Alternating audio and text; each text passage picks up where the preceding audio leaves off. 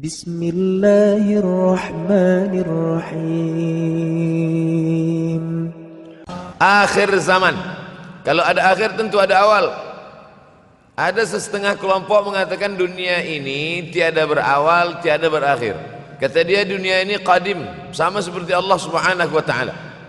Kalaulah dunia ini qadim, tentu ada dua yang qadim, ada dua yang kekal abadi. Maka orang yang mengatakan alam ini kekal, tiada berawal, tiada berakhir, dia sudah syirik. Syirik maknanya mengatakan ada dua yang qadim. Allah tiada berawal, tiada berakhir. Dunia tiada berawal, tiada berakhir. Siapa yang mengatakan alam ini tiada berawal, tiada berakhir, maka dia syirik. Orang yang syirik maka tidak diterima amalnya. La in asyrakta, kalau engkau syirik la yahbatanna amaluka. Kalau engkau syirik maka seluruh amalmu akan gugur, tak bernilai di hadapan Allah Subhanahu wa taala. Ini yang menjadi tajuk kita subuh ini.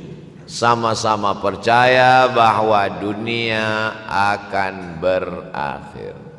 Yahudi mengatakan dunia akan berakhir, akan kiamat. Nasrani mengatakan dunia pun akan berakhir, hancur, akan kiamat. Bagaimana dengan Islam? Ma huwal iman?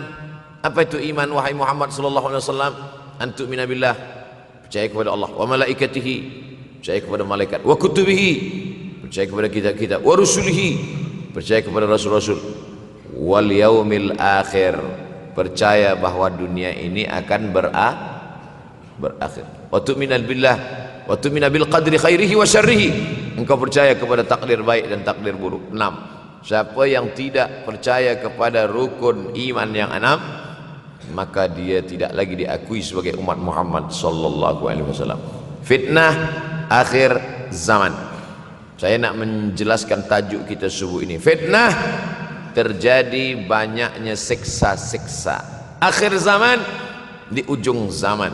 Menunjukkan dulu ada awal zaman, sekarang ada akhir zaman. Ada awal masa dunia, kita sekarang sudah berada di ujung dunia. Manakala Nabi Muhammad SAW Isra dan Mi'raj, dia melihat dalam perjalanan Isra Mi'raj itu ada seorang perempuan tua yang sedang bersolek. Jadi perempuan tua bersolek ini sudah nampak Nabi sejak masa Isra Mi'raj lagi. Jadi jangan terkejut bila sekarang nampak ada orang tua bersolek. Dah lama dah. Kata Nabi kepada Jibril, apa itu wahai Jibril?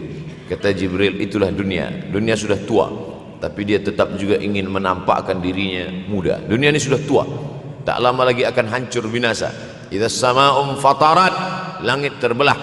Wa idzal kawakibun tasarat, planet-planet akan hancur berkeping. Wa idzal biharu fujirat, lautan akan meletup naik ke darat, hancur semuanya. Wa idzal quburu bu'athirat, dan kubur akan dibangkitkan. Semua yang ada di dalam tanah ini akan bangkit. Alimat nafsum ma qaddamat wa akharat. Kenapa tanah ini tidak bergulung? Kenapa tanah ini tidak bergoncang? Kenapa kulit tanah ini tetap stabil? Sebab ada pakunya. Seperti kertas yang ditempel di dinding, datang angin kencang, manakala angin kencang datang, kertas tak bergoyang sebab ada pakunya. Apa paku tanah ini?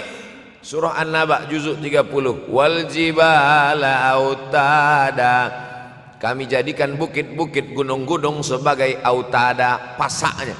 Kalau kita membuat kemah, ada tiang. Tiang ini bergoncang. Bagaimana supaya tiang ini tidak bergoncang? Pasang pasak-pasak di tepi tiang. Pasak dunia ini adalah bukit-bukit. Kalau kita menengok ada bukit, maka sebenarnya sepertiganya saja yang ada di atas. Bukit yang besar di atas itu sepertiga, 2/3 bukit terhunjam, tertanam ke dalam tanah. Wal jibala autada. Tapi sampai masanya nanti bukit ini akan tercabut. Wa takunul jibalu kal ihnil manfush. Wa takunul jibal, bukit-bukit kal ihni, seperti bulu kambing. Manfush, bulu kambing yang dihembus angin. Hebatnya ayat-ayat Al-Quran itu, Allah memilih kata-kata sesuai dengan keadaan. Sembayang malam berat, nak jaga tidur malam berat. Kata berat bangun malam itu mengucapkannya pun berat. Wa minal laili fatahajjad, tahajjud berat. Sebagaimana beratnya jaga tengah malam, begitu Allah pilihkan kata yang berat, tahajjud, berat. Wa takunul jibalu kal'inil manfush. Wa takunul jibal, bukit-bukit, gunung-gunung yang besar, yang berapi, kal jibal, kal ihni, seperti bulu kambing, manfush. Nun berjumpa dengan fa mengeluarkan angin, shin pun menghembuskan angin. Ambil bulu kambing, letakkan di tapak tangan, kal ainil manfush. Sebagaimana terbangnya bulu kambing dari tapak yang dihembus angin, begitulah gunung-gunung akan tercabut. Kalau gunung-gunung yang besar, gunung yang dari batu, gunung yang berapi, yang mengeluarkan lahar, itu tercabut dari tanah seperti bulu kambing dihembus angin, bagaimana agaknya kita nanti? Tak tahu entah macam mana. Macam butiran debu-debu, macam butiran tepung yang dihembus angin kencang. Wataran nasa sukara, selepas gunung-gunung itu tercabut lalu tanah ini bergoncang, kau lihat manusia macam mabuk. Wataran nasa sukara, kau pandang manusia macam mabuk. Wa mahum bisukara, mereka tidak mabuk.